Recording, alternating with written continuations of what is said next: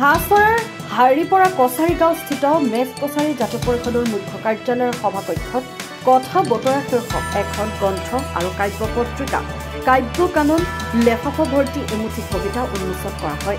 শিৱসাগৰ জিলাৰ হাছৰাৰ হাৰিপৰা কছাৰীগাঁওস্থিত মেছ কছাৰী জাতীয় পৰিষদৰ মুখ্য কাৰ্যালয়ৰ সভাকক্ষত অনুষ্ঠিত হোৱা এক গ্ৰন্থ উন্মোচনী সভাত শিমলুগুৰিৰ চুকাফা একাডেমীৰ অধ্যক্ষ মুনীন্দ্ৰ লাহন আৰু হাছৰাৰ যুৱ সাহিত্যকৰ্মী মৃদুল পংকজ বৰগোহাঁই যুটীয়াকৈ সংকলন কৰা সমাজৰ বিভিন্ন ক্ষেত্ৰৰ 12গৰাকী বিশিষ্ট ব্যক্তিৰ সৈতে লোৱা সাক্ষাৎকাৰৰ গ্ৰন্থ কথা বতৰা আৰু কবি সবিতা বৰুৱা ফুকনৰ সম্পাদিত জিলাখনৰ বিভিন্ন স্থানৰ একৰি কবিতাৰে সমৃদ্ধ কাব্য পত্ৰিকা কাব্য কানন লেফাফা ভৰ্তি এমুঠি কবিতা উন্মোচন কৰা হয়।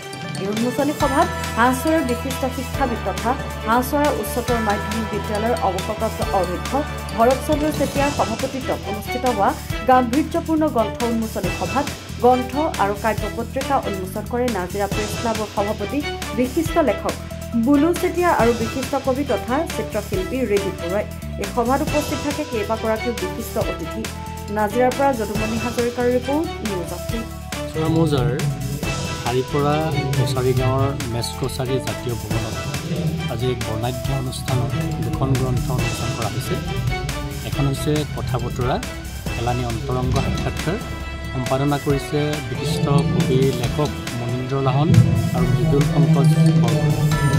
দুইজনে সম্পাদনা কৰি উলিওৱা যিখন গ্ৰন্থ কথা বতৰা, এই কথা বতৰা গ্ৰন্থখনত সমাজৰ বিভিন্ন দিশত বৰঙণি আগবঢ়োৱা 12জন বিশিষ্ট লেখকৰ সাক্ষাৎকাৰ অন্তৰ্ভুক্ত কৰা হৈছে আৰু এই সাক্ষাৎকাৰৰ তেখেতসকলে সংকলন সম্পাদনা কৰি উলিয়াইছে।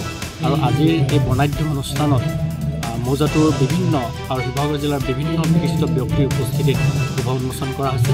আৰু কথা বতৰা গ্ৰন্থখন উন্মোচন কৰিছে নাজিৰা প্ৰেছ ক্লাবৰ বিশিষ্ট সাংবাদিক আৰু নাজিৰা প্ৰেছ ক্লাবৰ সন্মানীয় সভাপতি বুলু চেতিয়া ডাঙৰীয়াই। তাৰোপৰি আৰু এখন গ্ৰন্থ উন্মোচন কৰা হৈছে। এই গ্ৰন্থখন হৈছে কাব্য কানন লেফাফা ভৰ্তি এমুঠি কবিতা।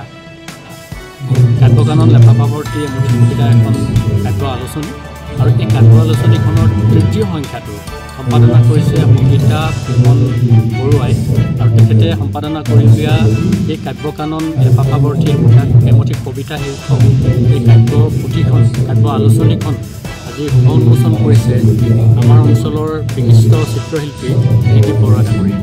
আমাৰ বাবে ভাল বতৰা ভাল খবৰ যে মৌজাটোৰ হাছৰা মৌজাৰ বিশিষ্ট ব্যক্তিসকল তাৰোপৰি শিৱসাগৰ জিলাৰ বিভিন্ন দিশত আগবঢ়া যিসকল ব্যক্তিৰ সাক্ষাৎকাৰ ইয়াত প্ৰকাশ কৰা হৈছে, তেখেতসকলৰ জৰিয়তে তেখেতসকলৰ জীৱনবোধ, তেখেতসকলৰ চিন্তা চেতনা, তেখেতসকলৰ সৃষ্টিশীল যি চেতনা, তেখেতসকলৰ যি জাতীয়তা বোধ, জাতীয় দায়িত্ব কৰ্তব্য আৰু সমাজৰ প্ৰতি তেখেতসকলৰ যি বিশিষ্ট বৰঙণি, এই আটাইবোৰ দিশ সামৰি 12জন বিশিষ্ট ব্যক্তিৰ সাক্ষাৎকাৰ ভিত্তিক কথা বতৰা এলানি অন্তৰংগ সাক্ষাৎকাৰ এই আলোচনীখন আজি এই অনুষ্ঠান উন্মোচন কৰা হৈছে।